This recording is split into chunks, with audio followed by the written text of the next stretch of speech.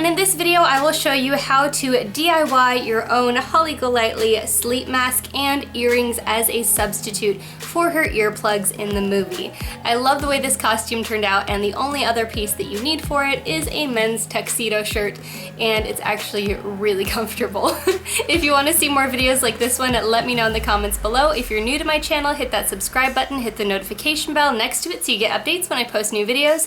Follow me on social media at Katrinaosity, check out my podcast at MDXpods.com, and if you enjoyed this video, please click the like button, it really helps me out. For this project, you'll need some turquoise felt, some fleece or other soft fabric in the same color, scissors, a marker, thread in the same color, E6000, blue rhinestones, trim for the eyelashes, trim for the border, these little guys that you can find in the Sewing Notions section of your craft store, as well as some stretchy elastic cord.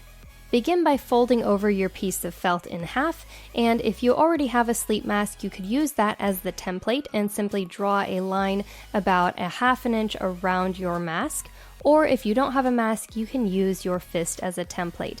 Place the line where your wrist bends on the very edge of the fabric, and then use a marker to trace widely around your fist. But instead of dipping down where your thumb is, simply continue the line straight across, and this will give you the rough shape and size of your mask. Then, keeping the felt folded in half, cut out your shape of your mask with your scissors. Once you've done that, fold your fleece fabric over in half, and then place your felt template on top of that, and use your same marker to trace around the original felt piece that you already cut out onto your fleece. Then, keeping that piece of fleece folded over, cut out the other side of your mask, and then figure out which side you want to face towards your eyes, and place that side facing up, then put the felt on top of it. Once you have both of those pieces together with the edges lined up, you're ready to start sewing. I recommend that you start your seam towards the center of the top of your mask and sew through the exact same way that your sewing machine would. So you're just doing a basic straight stitch about 1/4 inch in from the edge of your mask, and this is going to ensure that your mask doesn't lose too much of its size when you fold it back right side out. Sewing around the edge of your mask until you get to the side where you'll need to have your ties. Cut one loop of your stretchy elastic, then cut a second piece that's about 2.5 feet long. This is going to be the piece that you can use to tie the mask on if you didn't want to have the adjustable feature.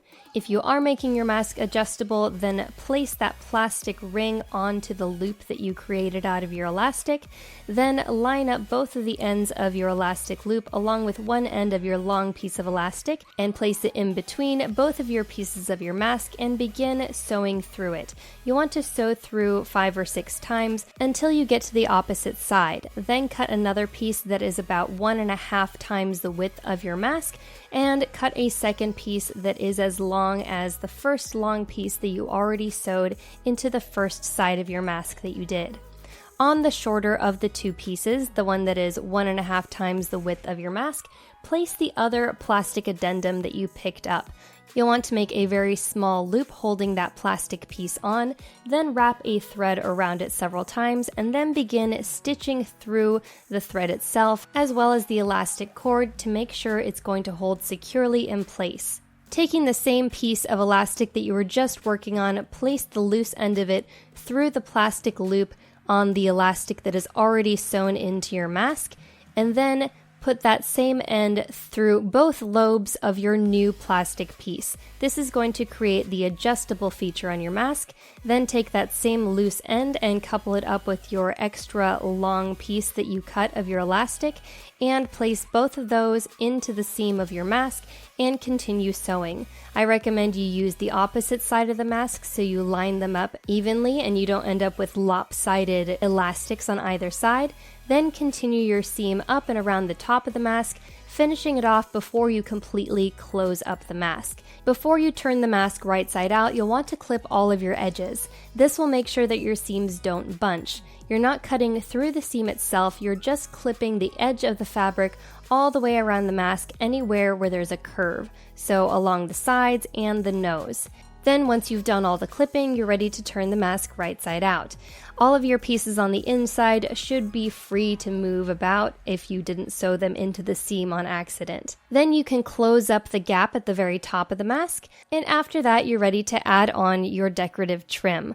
I recommend that you seal the end of the trim with a generous amount of glue before you secure it in place, and then continue with your E6000 around the entirety of the mask. You'll want to make sure you don't put it directly on the side of the mask, otherwise if you actually do wear this to sleep it will bug your skin. I recommend placing it slightly forward on the mask. Then once you've done that section, you're ready to start with the eyes. Now this is going to vary depending on the size of your mask, so you're just going to have to eyeball it from this example. You make sort of a wonky almond shape and then cut it out and make sure it's the right size for your mask. Then you can use the original one that you cut out as a template for a second one. Then going along the upper edge of each of your eyelids, put a nice large seam of E6000, and I recommend that you place this in place with a marker underneath it so that you don't end up with it flat against the mask and end up with a bunch of glue slop. Do the same thing on both sides, and then once those are secured in place, you're ready to put on the eyebrows. Now you can use more of your elastic cording for this, but I found this thinner cord. You could also use gold thread if it's thick enough, and just make sure that you cut both of the pieces to the same length, put a little bit of E6000 along the back of them, and then press them into place. I use this nice gold lace for the eyelashes, and you just use your E6000 the same way you would use a tube of eyelash glue, and then press them into place along each eyelid. After you've secured the eyelashes, put a nice dollop of E6000 on the back of each of your blue rhinestones and press those into place just underneath the eyelid so you only get a little bit of a peek of them. And that is your finished mask. Now for your earrings, you'll need some embroidery thread, scissors, jewelry pliers, earring hooks, and 2 sizes of jump rings. Begin by opening your larger jump ring, and then place the entirety of one of the loops of your skein of embroidery thread into the jump ring, and then close it around the skein. This is how you're going to form your tassel. Before you close the jump ring, place the small jump ring onto the larger one, and then use a second pair of jewelry pliers to ease it shut. After that, take a loose piece of embroidery thread and making sure you keep a tail on it, hold that down with your thumb and forefinger. Then wrap it around the top of your embroidery thread close to the jump ring, then tie it off and you're ready to cut it to length. Make sure that you don't cut this too long because you're going to use the opposite end of your embroidery thread to make your second earring. Then attach that to the fish hook and close the fish hook up, and that is your finished earring. You'll want to do the other side the exact same way and make sure that you use your original earring as a measurement to cut off the excess thread on your second earring. And that is your finished project. Thanks for watching. If you enjoyed this video and want to see more like this one, make sure you hit that subscribe button below, hit the notification bell next to it, and click that like button. It really helps me out. I paired my DIY mask and earrings with a tuxedo shirt, and that was my completed Holly Golightly costume.